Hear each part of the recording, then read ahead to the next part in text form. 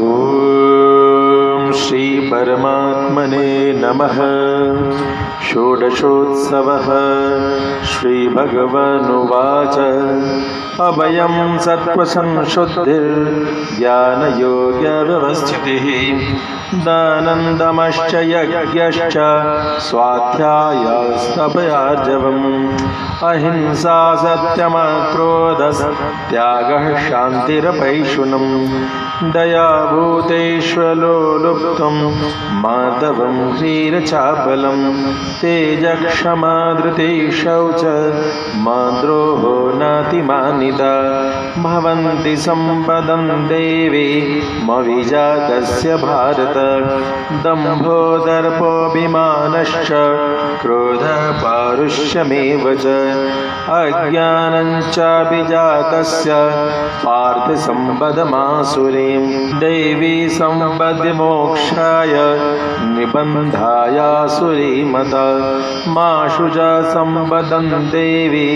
मविजातोऽसि पाण्डव द्वौ भूतसर्गौ लोकेऽस्मिन् दैव आसुरेव च दैवो विस्तरशः प्रोक्त आसुरं पार्थ मे शृणु प्रवृत्तिं जनवृत्तिं च जनाना विदुरासुराः न शौचं नापि चाचारो न सत्यं तेषु विद्यते असत्यमप्रतिष्ठन्ते जगदाहुरनीश्वरम् अपरस्परसम्भूतं किमन्यत् कामहैतुकम् एतां दृष्टिमवष्टभ्य नष्टात्मानोऽल्पबुद्धयः प्रभवन्त्युग्रकर्माणः क्षयाय जगतो हितः काममाश्रित्य दुष्पूरं दम्भमानमदान्वितः मोहाद्गृहीत्वा सद्ग्राहान् प्रवर्तन्ते शुचिव्रताः चिन्तामपरिमेयाञ्च प्रलयन्तामुपाश्रिताः कामोपभोगपरमा एतावदिति निश्चिताः आशापाशशतैर्बद्धाः कामक्रोधपरायणाः ईहन्ते कामभोगार्थ मन्यायेनार्थसञ्चयान् इदमद्य मया लब्धमिमं प्राप्स्ये मनोरथम् इदमस्तीदमपि मे भविष्यति पुनर्धनम् असौ मया हतः शत्रुरनिष्ये चापरानपि ईश्वरोऽहमहं भोगी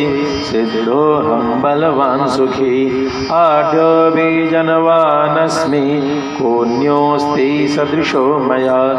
यक्षे दास्यामि मोदिष्य इत्यज्ञानविमोहिताः अनेकचित्तविभ्रान्ता मोहजालसमावृताः प्रसक्ताः कामभोगेषु पतन्ति नरकेषु च आत्मसम्भावितास्तब्धा धनमानमदान्विताः यजन्ते नाम यज्ञैस्ते दम्भेनाविधिपूर्वकम् अहंकारं बलं दर्पं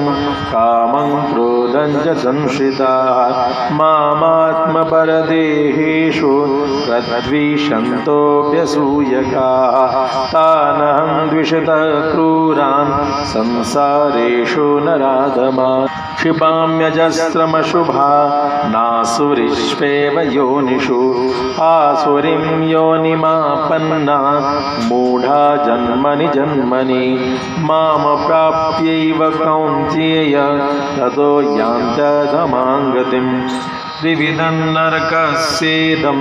द्वारं नाशनमात्मनः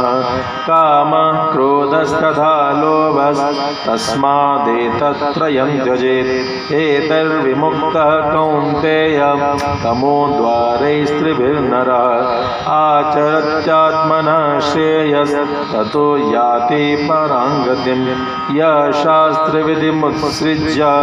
वर्तते कामकारतः न स सिद्धिमवाप्नोति न सुखं न परां गतिम् तस्माच्छास्त्रं प्रमाणं ते कार्याकार्यव्यवस्थितौ ज्ञात्वा शास्त्रविधानोक्तं कर्म कर्तुमिहारसे। ॐ तत्सत्ते श्रीमद्भगवद्गीता सुपनिषत्सु ब्रह्मविद्यायां योगशास्त्रे श्रीकृष्णार्जुन संवादे दैवासुर संपद्विभागयोगो नाम षोडशोत्सवः। श्रीकृष्णार्पणमस्तु।